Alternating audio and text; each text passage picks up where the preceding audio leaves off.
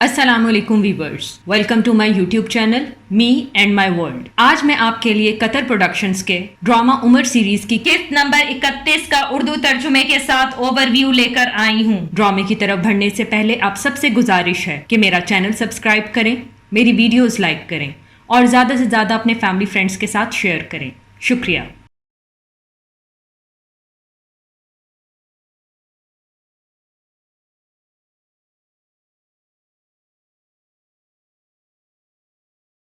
اس قسط کا آغاز عمر ابن العاص کی سربراہی میں مسلمان فوج سے ہوتا ہے جو مصر میں داخل ہوتی ہے۔ عمر رضی اللہ تعالیٰ عنہ صحابہ اکرام کے ساتھ مسجد میں بیٹھ کر عمر رضی اللہ تعالیٰ عنہ کا خط پڑھتے ہیں۔ اس میں لکھا ہوتا ہے کہ خدا کی مدد سے ہم نے الفرما، بلبیس، ام دانین اور بابلیون کے قلعے میں رومیوں کو شکست دی ہے۔ ان علاقوں کی تمام بستیاں اب ہمارے قبضے میں ہیں۔ جن علاقوں پہ قبضہ کیا ہم نے ان سے امن کا معاہدہ کیا۔ جیسے ہی انہیں محسوس ہوا کہ ہم ان پر زبردستی نہیں کر رہے تو انہوں نے ہمیں وہ دیا جو وہ کبھی بھی رومیوں کو نہیں دے پائے۔ ان میں سے کچھ لوگوں نے ہماری رومیوں کے خلاف مدد بھی کی، ہمیں راستوں کے بارے میں سمجھایا۔ جب یہ سب ہمارے قبضے میں آ جائے گا اور ان کے دارالحکومت السکندریہ کا راستہ ہمارے لیے کھل جائے گا، ہم اس کی طرف بڑھ رہے ہیں۔ مسلمانوں نے اس جیسا شہر نہیں دیکھا ہوگا۔ خط پڑھنے کے بعد تمام لوگ اللہ اکبر کے نعرے لگاتے ہیں۔ عمر رضی اللہ تعالیٰ عنہ فرماتے ہیں کہ عمر کتنا اچھا ہے، اس نے الفاظ اور جواز کے ساتھ لڑائی کی جبکہ باقی تلواروں سے لڑتے ہیں۔ اس کی جنگ یقینی طور پر نرم ہے جبکہ دوسروں کی جنگ قوت پر مبنی ہوتی ہے۔ صحابی فرماتے ہیں کہ مصر کے لوگوں کو جیسا کہ ہم نے سنا ہے رومیوں کے خلاف بہت سی شکایتیں تھیں، اس لیے وہ بالکل امید کرتے ہوں گے ان سے چھٹکارا پا لیں۔ صرف رومی ہی مصر میں موجود تھے جبکہ قبطی وہاں موجود نہیں تھے۔ عثمان رضی اللہ تعالیٰ عنہ فرماتے ہیں اور رومی کمزور ہو گئے تھے جب انہوں نے شام کو کھو دیا اور ان کو کوئی مدد بھی نہ ملی۔ عمر رضی اللہ تعالیٰ عنہ عثمان رضی اللہ تعالیٰ عنہ سے فرماتے ہیں کہ تم ایسے نظر آ رہے ہو جیسے تم عمر کی حاصل کردہ فتوحات کو ہلکا لے رہے ہو۔ سب سے بڑی جیت وہی ہوتی ہے جس میں دونوں طرف سے کم خون بہے۔ اس منظر میں عمر رضی اللہ تعالیٰ عنہ عمر رضی اللہ تعالیٰ عنہ کو خط لکھتے ہیں کہ میں یقینی طور پر حیران ہوں تمہارے السکندریہ کو حاصل کرنے میں دیر پر۔ تم مصر 2 سالوں سے موجود ہو، یہ اسی وجہ سے کہ تم مائل نظر آ رہے ہو اس دنیا کے عیش و آرام میں۔ خدا انہی کو جیت نصیب کرتا ہے جن کے ارادے صحیح ہوں۔ جب تمہیں میرا یہ خط ملے تو لوگوں سے بات کرو، حوصلہ دو دشمنوں سے لڑنے کا، انہیں بتاؤ کہ وہ ایک شخص کی طرح حملہ کریں۔ یہ کرو، جمعے کی دوپہر میں یہ وقت ہوتا ہے جب خدا اپنا رحم برساتا ہے اور دعاؤں کا جواب دیتا ہے۔ لوگوں کو دعا کرنے کا کہو اور جلد ہی فتح یاب ہو جاؤ۔ اس منظر میں السکندریہ کا بادشاہ اپنے وزیروں سے کہتا ہے کہ یہ سب سمجھ رہے ہیں کہ میرا دین کمزور ہو گیا ہے اور میں بوڑھا ہو گیا ہوں اور اس شہر کو ان کے سپرد کرنا چاہتا ہوں۔ ایسا نہیں ہے۔ کچھ عرصہ پہلے میں نے رسول خدا صلی اللہ علیہ وآلہ وسلم کے خط کا مثبت جواب دیا اور تحائف بھی بھیجے۔ ہاں میں نے ایسا کیا، لیکن میں مسلمان نہیں ہوا اور نہ ہی میرا ایمان کمزور ہوا ہے، بلکہ یہ حکمت ہے جو میں نے اس شہر سے سیکھی ہے اور یہ کہ میں نے وہ خط بھیجا، یقیناً وہ ایک بڑے عظیم ارادے کے ساتھ آئے ہیں۔ وہ اس پر یقین رکھتے ہیں جس پر پہلے نبی رکھتے تھے۔ کیسے ایک شخص امید کر سکتا ہے کہ السکندریہ اکیلا رہ جائے؟ ہم کہاں جائیں گے؟ مدد ملنے والا ایک ہی راستہ ہے، وہ ہے امن کا معاہدہ، ورنہ باہر جاؤ اور لڑو۔ دوسری طرف عمر ابن العاص رضی اللہ تعالیٰ عنہ اور ان کی فوج السکندریہ میں داخل ہوتی ہے۔ وہاں موجود لوگ یہ منظر دیکھ رہے ہوتے ہیں۔ پھر اس کے بعد عمر رضی اللہ تعالیٰ عنہ السکندریہ سے معاہدہ کرتے ہیں جس میں ان کو ان کے مال، مذہب اور گرجا گھروں اور جان کی حفاظت کا وعدہ دیا جاتا ہے۔ اس منظر میں عمر رضی اللہ تعالیٰ عنہ نماز کے بعد عمر ابن العاص رضی اللہ تعالیٰ عنہ کے قاصد کو کہتے ہیں کہ آگے آؤ اور بولو۔ وہ آگے آتا ہے اور کہتا ہے میں آپ لوگوں کے لیے ایک بڑی خوشخبری لے کر آیا ہوں۔ خدا نے السکندریہ ہمیں سونپ دیا ہے، اب مصر مسلمانوں کی حکومت میں شامل ہو چکا ہے۔ یہ سن کر سب اللہ اکبر کا نعرہ لگاتے ہیں۔ اس منظر میں خالد رضی اللہ تعالیٰ عنہ بیمار ہوتے ہیں. ان کا ساتھی ابو الدرداء کہتا ہے خدا آپ کو صحت یاب کرے. خالد رضی اللہ تعالیٰ عنہ اسے کہتے ہیں کہ جب عمر رضی اللہ تعالیٰ عنہ وفات پا جائیں گے تو تم دیکھو گے کہ چیزیں ناقابل قبول ہوں گی. ابو الدرداء کہتا ہے میں آپ سے متفق ہوں. خالد رضی اللہ تعالیٰ عنہ فرماتے ہیں میں کچھ معاملات میں ان سے ناراضگی محسوس کرتا تھا، لیکن جب میں نے اس بارے میں اس بیماری کی حالت میں سوچا مجھے محسوس ہوا کہ عمر رضی اللہ تعالیٰ عنہ یہ خدا کی خاطر کر رہے ہیں. انہوں نے جو بھی میرے ساتھ کیا انہوں نے وہی ان کے ساتھ بھی کیا جو مجھ سے پہلے مسلمان ہوئے تھے. انہوں نے میری آدھی دولت لے کر بیت المال میں ڈال دی، لیکن انہوں نے یہ پہلے والے مسلمانوں کے ساتھ بھی کیا جنہوں نے جنگ بدر لڑی تھی. وہ میرے ساتھ سخت تھے لیکن وہ سب کے ساتھ بھی سخت تھے. انہوں نے مجھے برطرف کیا، لیکن جب مجھے معلوم ہوا کہ انہوں نے مجھ سے زیادہ بہتر سعد بن ابی وقاص رضی اللہ تعالیٰ عنہ کو بھی برطرف کیا تو انہوں نے میری شکایت کو دور کر دیا. ہماری مختلف رائے ہوتی تھی اور ہر رائے اپنی جگہ درست ہوتی تھی. جب میں مر جاؤں تو امیر المومنین کو ضرور بتانا کہ میں نے اپنی مرضی سے ان کو اپنی میراث، بیٹیاں اور وفاداری سونپی ہے. اس منظر میں خالد ابن ولید رضی اللہ تعالیٰ عنہ کی وفات کی خبر عمر رضی اللہ تعالیٰ عنہ اور دوسرے صحابہ اکرام کو ملتی ہے. سب رو رہے ہوتے ہیں. عمر رضی اللہ تعالیٰ عنہ فرماتے ہیں میں ان کی موت پر غمزدہ ہوں. یہ اسلام کا ناقابل تلافی نقصان ہے. وہ یقینی طور پر دشمنوں کے ساتھ سخت تھا اور ایک اچھے اخلاق کا انسان تھا. خدا ابو سلیمان پر اپنا رحم فرمائے. خدا ابو بکر صدیق رضی اللہ تعالیٰ عنہ پر اپنا رحم فرمائے. وہ لوگوں کے اخلاق کے بارے میں مجھ سے بہتر جانتے تھے.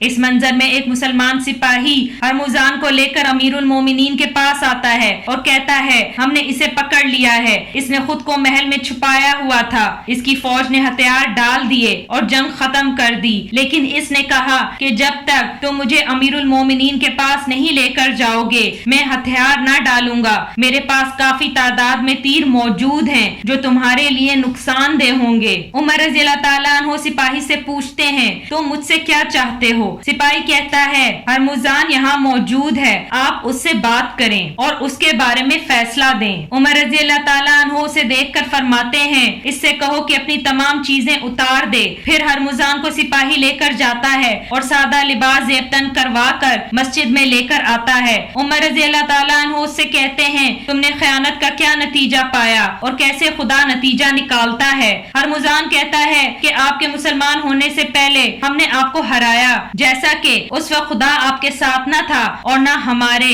جب وہ آپ کے ساتھ ہوا تو آپ نے ہمیں ہرایا. عمر رضی اللہ تعالیٰ عنہ فرماتے ہیں تم نے ہمیں ہماری جہالیت کے دنوں میں ہرایا تھا کیونکہ تم لوگ متحد تھے اور ہم نہیں. اب تم کیا فیصلہ چاہتے ہو؟ تمہاری دوبارہ خیانت کا. ہر دفعہ تم امن کا معاہدہ کرتے ہو پھر منکر ہو جاتے ہو. تم خود کو سونپ دیتے ہو تب جب تم بہت سے بہترین مسلمانوں اور رسول خدا صلی اللہ علیہ وآلہ وسلم کے صحابہ اکرام کو قتل کرتے ہو. میں تمہیں قصاص میں قتل کر دوں گا. ہرمزان کہتا ہے کہ میرا حلق سوکھ رہا ہے، کیا مجھے پانی مل سکتا ہے؟ عمر رضی اللہ تعالیٰ عنہ پانی دینے کا اشارہ کرتے ہیں. پھر ہرمزان کو پانی دیا جاتا ہے لیکن اس کے ہاتھ کانپ رہے ہوتے ہیں. عمر رضی اللہ تعالیٰ عنہ اس کی وجہ پوچھتے ہیں جس پر وہ کہتا ہے کہ ڈر کی وجہ سے. کیا مجھے اس پانی کو پینے سے پہلے قتل کر سکتے ہیں؟ عمر رضی اللہ تعالیٰ عنہ اسے یقین دلاتے ہیں کہ جب تک تم یہ پانی نہ پی لو گے تمہیں قتل نہیں کیا جائے گا. یہ سن کر ہرمزان پانی پینے لگتا ہے لیکن پیالہ اس کے ہاتھ سے چھوٹ جاتا ہے. عمر رضی اللہ تعالیٰ عنہ خادم کو کہتے ہیں کہ اسے ایک اور پانی کا پیالہ لا کر دو، اسے پیاسا نہیں ہونا چاہیے جب یہ مرے. ہرمزان کہتا ہے مجھے پانی کی ضرورت نہیں، میں صرف آپ سے جان کی امان کا وعدہ چاہتا ہوں. عمر رضی اللہ تعالیٰ عنہ کہتے ہیں میں تمہیں قتل کر دوں گا. ہرمزان کہتا ہے آپ نے مجھ سے میری حفاظت کا وعدہ کیا ہے. عمر رضی اللہ تعالیٰ عنہ فرماتے ہیں تم جھوٹ بول رہے ہو. لیکن انس کہتا ہے یہ صحیح کہہ رہا ہے امیر المومنین، آپ نے اس کی حفاظت کا وعدہ کیا ہے. عمر رضی اللہ تعالیٰ عنہ انس سے کہتے ہیں کہ یہ وہ ہے جس نے تمہارے بھائی اور بہت سے لوگوں کا قتل کیا، کیا میں ایک قاتل کی حفاظت کا وعدہ دوں گا؟ انس کہتا ہے آپ نے کہا تھا کہ تم تب تک محفوظ ہو جب تک تم وہ پانی نہیں پی لیتے. عمر رضی اللہ تعالیٰ عنہ ہرمزان سے کہتے ہیں کہ تم نے میرے ساتھ چال چلی. ہرمزان کہتا ہے خدا کی قسم میں کافی عرصے سے مسلمان ہونے کے بارے میں سوچ رہا تھا.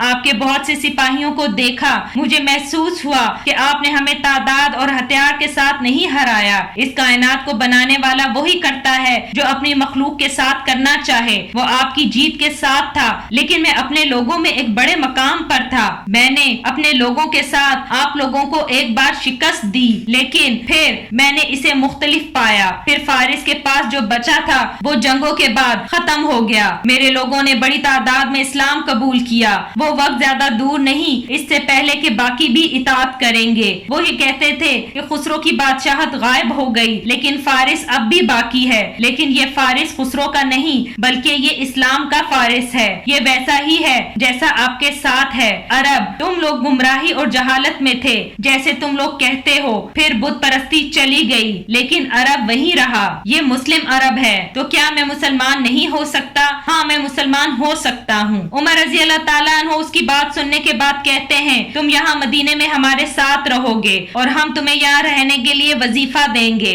لیکن یہ تھوڑی رقم ہوگی. تم فضول خرچیاں نہ کر پاؤ گے جو تم ماضی میں کرتے تھے. ہرمزان کہتا ہے مجھے اب فضول خرچیوں کی حاجت کیوں ہوگی جب وہ ساری چیزیں چلی گئیں. عمر رضی اللہ تعالیٰ عنہ پھر مسجد میں موجود لوگوں سے کہتے ہیں کہ اپنے بھائی کو سکھاؤ کہ مسلمان کیسے بنا جاتا ہے. پھر ہرمزان انس سے کہتا ہے کہ میں نے آج سے پہلے ایسا کبھی نہ دیکھا کہ اس کا بھائی جس کا میں نے قتل کیا تھا آج وہ میری جان کی حفاظت کی گواہی دے گا. یہ وہی رویہ ہے جو لوگوں کو اسلام کی طرف لا رہا ہے. اس منظر میں مصر کا کپتی مدینہ آتا ہے اور راہگیر سے امیر المومنین کے بارے میں پوچھتا ہے. راہگیر اسے بتاتا ہے کہ وہ مسجد میں ہیں. جب وہ مسجد میں داخل ہوتا ہے تو کہتا ہے کہ خلیفہ کون ہے؟ عمر رضی اللہ تعالیٰ عنہ ان سے پوچھتے ہیں کون سی چیز تمہیں یہاں میرے پاس لے کر آئی ہے؟ کپتی کہتا ہے آپ سے درخواست کرنی ہے خلیفہ. عمر رضی اللہ تعالیٰ عنہ فرماتے ہیں تم اس سے درخواست کر رہے ہو جو سنتا ہے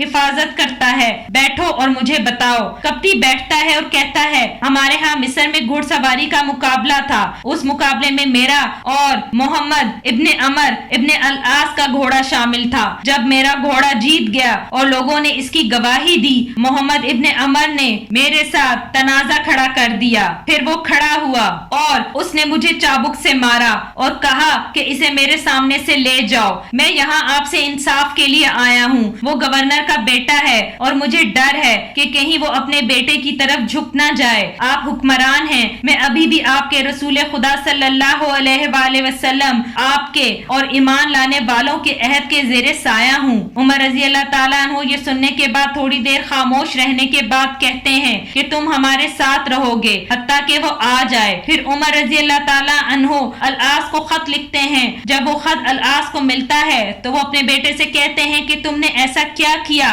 کہ امیر المومنین نے مجھے ہدایت کی ہے کہ میں تمہارے ساتھ ان کے پاس آؤں. کیا تم نے کوئی جرم کیا ہے اور میں اس سے لا علم ہوں؟ محمد ابن العاص کہتا ہے نہیں میں نے ایسا کچھ نہیں کیا. دوسری طرف العاص اپنے بیٹے کے ساتھ مدینہ آتے ہیں اور مسجد جا کر عمر رضی اللہ تعالیٰ عنہ سے ملتے ہیں. پھر عمر رضی اللہ تعالیٰ عنہ پوچھتے ہیں کہ وہ مصری کہاں ہے. جب وہ مصری آتا ہے عمر رضی اللہ تعالیٰ عنہ اسے ڈنڈا دیتے ہیں اور کہتے ہیں کہ اس شخص کے بیٹے کو مارو. مصری ڈنڈا لیتا ہے. عمر ابن العاص کا بیٹا کھڑا ہو جاتا ہے اور پھر عمر رضی اللہ تعالیٰ عنہ کپتی کو کہتے ہیں کہ اسے مارو. کپتی محمد ابن العاص کو مارنے لگتا ہے. جب وہ مار کر رک جاتا ہے تو عمر رضی اللہ تعالیٰ عنہ اس سے پوچھتے ہیں کہ تم نے اسے پورے حق کے ساتھ مارا؟ مصری کپتی کہتا ہے ہاں جی بالکل پورے حق کے ساتھ. پھر عمر رضی اللہ تعالیٰ عنہ سے کہتے ہیں کہ اب اسے عمر رضی اللہ تعالیٰ عنہ کے سر پر مارو. خدا کی قسم اس نے تمہیں صرف اس لیے مارا کیونکہ اس کا باپ عہدے پر تھا.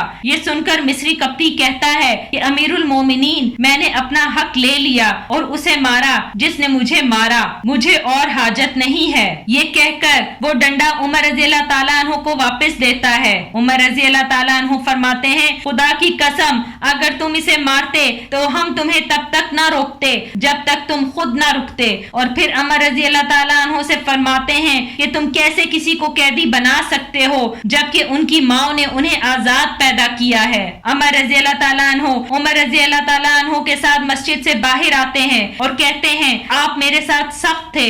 آپ کو نہیں لگتا کہ لوگ اپنے گورنروں سے بہت آگے ہیں؟ عمر رضی اللہ تعالیٰ عنہ فرماتے ہیں اگر یہ اس کی حمایت میں ہے کہ حق کیا ہے تو پھر یہ وہی ہے جو ہم چاہتے ہیں۔ عمر رضی اللہ تعالیٰ عنہ حکومت کا وقار لوگوں کو ڈرانے سے نہیں بڑھتا لیکن ان کو محفوظ اور عزت دار محسوس کروانے سے بڑھتا ہے۔ نا انصافی کو روکنا اور یقین دلانا یہ کہ کمزوروں کے اپنے حقوق ہیں، پھر مضبوط ہار مان لیں گے اور کمزور محفوظ محسوس کریں گے۔ پھر لوگ یہ محسوس کریں گے کہ مملکت حفاظت کر رہی ہے تو وہ حمایت کریں گے ان کے مضبوط اور انصاف پسند گورنروں کی، اس طرح وہ محفوظ ہوں گے، ورنہ دونوں حکمران اور حکمرانی ختم ہو جائے گی۔ یہ کہہ کر عمر رضی اللہ تعالیٰ عنہ جانے لگتے ہیں کہ عمر رضی اللہ تعالیٰ عنہ ان سے کہتے ہیں کہ میں نے ارادہ کیا تھا کہ آپ کو لکھوں یہ پوچھنے کے لیے کہ ہم سائرنیکا کے مغرب سے ترپولی کی طرف بڑھیں، اس کے بعد خدا ہمیں یہ سونپ دے، لیکن پھر مجھے آپ کا خط موصول ہوا۔ آپ بتائیں کہ آپ اس بارے میں کیا سوچتے ہیں؟ عمر رضی اللہ تعالیٰ عنہ سے فرماتے ہیں ایسا مت کرو، تم جانتے ہو کہ مجھے ڈر ہے کہ ہم نے خود کو بہت پھیلا لیا ہے، اسلام کی زمین رقبے کے لحاظ سے بڑھ گئی ہے، بہتر یہ ہے کہ ہم اپنا دھیان لوگوں کی دیکھ بھال کی کوششوں میں لگائیں، اور جیسے جیسے لوگوں کا ایمان پختہ ہوگا اور ان علاقوں کے لوگ مسلمان ہوں گے وہ ہماری مدد کریں گے۔ آس پاس کے علاقوں کی طرف بڑھنے میں ہمیں اپنا بوجھ نہیں بڑھانا چاہیے حتیٰ کہ ہمارے کندھے مضبوط ہو جائیں۔ اتنے میں وہاں المغیرہ ابن شبہ آ جاتا ہے اور عمر رضی اللہ تعالیٰ عنہ کو آ کر سلام عرض کرتا ہے اور عمر رضی اللہ تعالیٰ عنہ سے پوچھتا ہے کہ مصر سے کیوں آئے؟ امیر المومنین نے تمہیں برطرف تو نہیں کر دیا یا پھر کوئی شکایت ہوگی؟ میں نے عمر کے چہرے پر پریشانی دیکھی ہے، لیکن تم پریشان نہ ہو، تم اکیلے نہیں۔ پھر المغیرہ عمر رضی اللہ تعالیٰ عنہ کو فیروز سے ملواتا ہے اور کہتا ہے کہ اسے جنگ میں بہت سے فارسی سپاہیوں کے ساتھ قیدی بنا لیا گیا تھا، اب یہ میرا ہے۔ میں مدینے آیا تو اسے اپنے ساتھ لے آیا، یہ کارخانے میں کام کرتا ہے اور روز مجھے 4 درہم دیتا ہے، کوئی بھی اس کی طرح کام نہیں کر سکتا، یہ بہت قابل ہے۔ اس منظر میں فیروز چھپ کے ہرمزان کے گھر آتا ہے اور اسے کہتا ہے میرے مالک۔ یہ سن کر ہرمزان اس کو کہتا ہے کہ میں کسی کا مالک نہیں ہوں، وہ دن چلے گئے، کیا تم بھول گئے ہو کہ ہم کہاں ہیں؟ فیروز کہتا ہے کہ کاش میں بھول سکتا، لیکن یہ نہیں ہو سکتا، جب بھی میں باہر جاتا ہوں اور اپنے ارد گرد دیکھتا ہوں تو میرا غم تازہ ہو جاتا ہے، میرے دل کی آگ بڑھ جاتی ہے۔ ہرمزان فیروز کا گلا پکڑ کر کہتا ہے کیا تم ابھی تک مسلمان نہیں ہوئے؟ فیروز کہتا ہے میں نے ہتھیار ڈالے ہیں لیکن اسلام قبول نہیں کیا، کاش میں جنگ میں ہی مر جاتا۔ فیروز کہتا ہے یہ میں کسی اور کو نہیں کہہ سکتا، لیکن یہ میرے دل میں ابل رہا ہے، میں اسے ظاہر بھی نہیں کر سکتا، یہ میرے دل کو اندر سے جلا رہا ہے۔ جب بھی میں ان عربیوں کو دیکھتا ہوں مجھے میرا ماضی یاد آتا ہے، یہ بادشاہ جو الہیرا میں ہمارے بادشاہوں کا غلام تھا آج ہمارا مالک ہے۔ یہ کہتے ہیں کہ فیروز ہے المغیرہ کا غلام، لیکن ہماری باری دوبارہ ضرور آئے گی۔ ہرمزان کہتا ہے یہاں سے جاؤ، شیطان کی میرے خلاف مدد نہ کرو، میرے ان زخموں کو مت کھولو جنہیں میں بند کرنے کی کوشش کر رہا ہوں، میں تمہارا مالک نہیں ہوں اور کسی کا بھی نہیں، جاؤ یہاں سے۔ فیروز چلا جاتا ہے۔ اس منظر میں تمام مسلمان مدینے سے مکہ حج کا فریضہ ادا کرنے کے لیے آتے ہیں، عمر رضی اللہ تعالیٰ عنہ ان میں موجود ہوتے ہیں، تمام مسلمان لبیک اللہم لبیک کے کلمات ادا کر رہے ہوتے ہیں اور خانہ کعبہ کا طواف کر رہے ہوتے ہیں اور خدا سے دعا کر رہے ہوتے ہیں۔ واپسی کے سفر کے دوران ایک جگہ پر قافلے کو دیکھ کر عمر رضی اللہ تعالیٰ عنہ خادم کو اونٹ روکنے کا کہتے ہیں۔ ان سے صحابی پوچھتے ہیں کیا آپ یہاں آرام کرنا چاہتے ہیں؟ لیکن عمر رضی اللہ تعالیٰ عنہ کی آنکھوں سے آنسو جاری ہو جاتے ہیں۔ ان کا ساتھی ان سے رونے کی وجہ پوچھتا ہے، عمر رضی اللہ تعالیٰ عنہ فرماتے ہیں میں خدا کا شکر ادا کرتا ہوں کہ اس نے مجھے اپنے فضل سے نوازا اور ڈر رہا ہوں کہ اس پر میرا احتساب ہوگا۔ میں اس جگہ پر خود کو دیکھ رہا ہوں، یہاں میں الخطاب کے اونٹوں کی دیکھ بھال کرتا تھا، اب میں اس مقام پر ہوں جہاں پہ کوئی بھی میرے اور میرے خدا کے درمیان نہیں آ سکتا۔ یہ کہہ کر وہ دوبارہ سفر پر چل پڑتے ہیں۔ اس منظر میں عمر رضی اللہ تعالیٰ عنہ علی رضی اللہ تعالیٰ عنہ سے فرماتے ہیں کہ ایک بھیڑ کو نامنصفانہ طور پر عراق لے جایا گیا تو بھی مجھے ڈر ہے کہ اس پر عمر کا احتساب ہوگا آخرت کے دن پر، اور اگر ایک خچر کو عراق میں ٹھوکر لگ جائے تو مجھے ڈر ہے کہ خدا مجھ سے پوچھے گا کہ میں نے اس کی راہ ہموار کیوں نہ کی۔ علی رضی رضی اللہ تعالیٰ عنہ فرماتے ہیں کہ آپ نے عاجز کر دیا ہے اس خلیفہ کو جو آپ کے بعد آئے گا۔ اس منظر میں فیروز ہرمزان کے پاس آتا ہے اور اس کو خنجر دکھا کر کہتا ہے کہ یہ کیسا ہے؟ ہرمزان کہتا ہے تمہیں اس کی کیا ضرورت ہے؟ فیروز کہتا ہے ایک شخص کو ہتھیار کی ضرورت ہمیشہ ہوتی ہے۔ ہرمزان کہتا ہے کہ یہ مجھے دکھاؤ، لیکن فیروز اس کو نہیں دیتا۔ ہرمزان اسے کہتا ہے کیا ہوا، تمہیں پسند نہیں کہ میں اسے دیکھوں اور پکڑوں؟ فیروز کہتا ہے نہیں، میں آپ کو تکلیف نہیں دینا چاہتا۔ ہرمزان کہتا ہے کیا میں ایک خنجر نہیں پکڑ سکتا؟ خدا کی قسم تم نے اس پر زہر لگایا ہے، تم کیا منصوبہ بنا رہے ہو؟ جاؤ یہاں سے۔ یہ کہہ کر وہ جانے لگتا ہے اور پھر واپس آ کر کہتا ہے نہ میں نے کچھ سنا اور نہ کچھ دیکھا، اور یہ کہہ کر ہرمزان وہاں سے چلا جاتا ہے۔ اس منظر میں فجر کی اذان دی جا رہی ہوتی ہے۔ عمر رضی اللہ تعالیٰ عنہ اپنے گھر سے باہر نکل کر مسجد کی طرف جاتے ہیں۔ نماز کے لیے جماعت کھڑی ہوتی ہے، فیروز بھی وہی موجود ہوتا ہے۔ عمر رضی اللہ تعالیٰ عنہ لوگوں کو کہتے ہیں کہ سیدھی قطار بناؤ۔ فیروز آگے کی صف میں کھڑا ہو جاتا ہے۔ عمر رضی اللہ تعالیٰ عنہ نماز کی امامت شروع کرتے ہیں۔ جیسے ہی نماز شروع ہوتی ہے فیروز خنجر نکالتا ہے اور آگے بڑھ کر عمر رضی اللہ تعالیٰ عنہ کی پیٹھ پر خنجر مار دیتا ہے اور وہاں سے بھاگ جاتا ہے۔ اس منظر میں عمر رضی اللہ تعالیٰ عنہ کے پاس دوسرے صحابہ کرام بھی موجود ہوتے ہیں۔ عمر رضی اللہ تعالیٰ عنہ کہتے ہیں الحمدللہ کہ میری موت اس کے ہاتھوں نہیں آئی جو سچا مسلمان ہوا۔ پھر اپنے بیٹے عبداللہ سے کہتے ہیں کہ کمزور مت بنو، میں نے خدا کے رسول صلی اللہ علیہ وآلہ وسلم کے شہر میں دعا کی تھی کہ مجھے شہادت نصیب ہو، جو مجھے مل گئی۔ ام المومنین حضرت عائشہ صدیقہ رضی اللہ تعالیٰ عنہ کے پاس جاؤ اور کہو کہ عمر نے اپنا سلام بھیجا ہے، امیر المومنین مت کہنا، میں زیادہ دیر تک امیر المومنین نہیں رہوں گا، کہنا عمر ابن الخطاب آپ کی اجازت مانگتا ہے کہ اسے ان کے دو ساتھیوں کے ساتھ دفنایا جائے۔ پھر صحابی ان سے کہتے ہیں ہم آپ کی صحت یابی کے لیے دعا کر رہے ہیں امیر المومنین۔ عمر رضی اللہ تعالیٰ عنہ فرماتے ہیں کہ میں رسول خدا صلی اللہ علیہ وآلہ وسلم کا ساتھی تھا اور وہ مجھ سے خوش تھے۔ میں ابو بکر صدیق رضی اللہ تعالیٰ عنہ کے ہمراہ رہا اور ان کی اطاعت کی حتیٰ کہ وہ وفات پا گئے۔ مجھے اپنے لیے کسی چیز کا ڈر نہیں سوائے تم لوگوں کے حکمران کے۔ عبد الرحمن ابن عوف کہتے ہیں کہ میں آپ کو بتا سکتا ہوں کہ آپ اپنے بیٹے عبداللہ ابن عمر کو مقرر کریں۔ عمر رضی اللہ تعالیٰ عنہ فرماتے ہیں خدا کی قسم تم نے یہ خدا کو خوش کرنے کے لیے نہیں کہا، میں یہ معاملہ تم لوگوں پر چھوڑتا ہوں۔ میں جانتا ہوں خدا کے رسول صلی اللہ علیہ وآلہ وسلم ان سے راضی تھے جب وہ وفات پا گئے۔ عثمان رضی اللہ تعالیٰ عنہ، علی رضی اللہ تعالیٰ عنہ، طلحہ رضی اللہ تعالیٰ عنہ، زبیر رضی اللہ تعالیٰ عنہ، عبد الرحمن ابن عوف رضی اللہ تعالیٰ عنہ اور سعد ابن ابی وقاص رضی اللہ تعالیٰ عنہ، یہ لوگ اس بارے میں مشورہ کریں اور انہی میں سے کسی کو چن لیں۔ 3 دن دیں ان کو یہ فیصلہ کرنے میں، چوتھے دن تم لوگوں کا خلیفہ چن لیا جانا چاہیے۔ صحابی کہتے ہیں ہم سمجھ گئے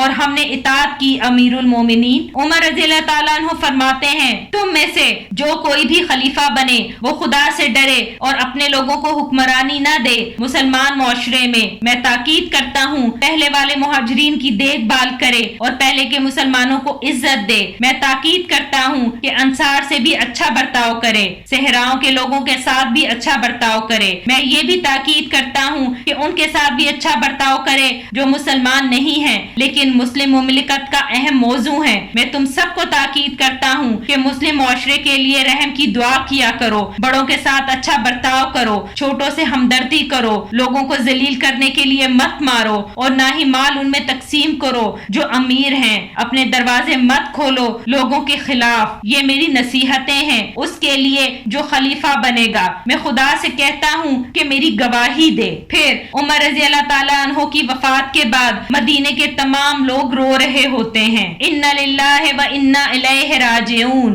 کہ بے شک ہم نے اس دن ایک بہترین خلیفہ کو کھو دیا۔ رسول خدا صلی اللہ علیہ وآلہ وسلم نے فرمایا تھا کہ اگر میرے بعد کوئی نبی ہوتا تو وہ عمر ابن الخطاب ہوتا۔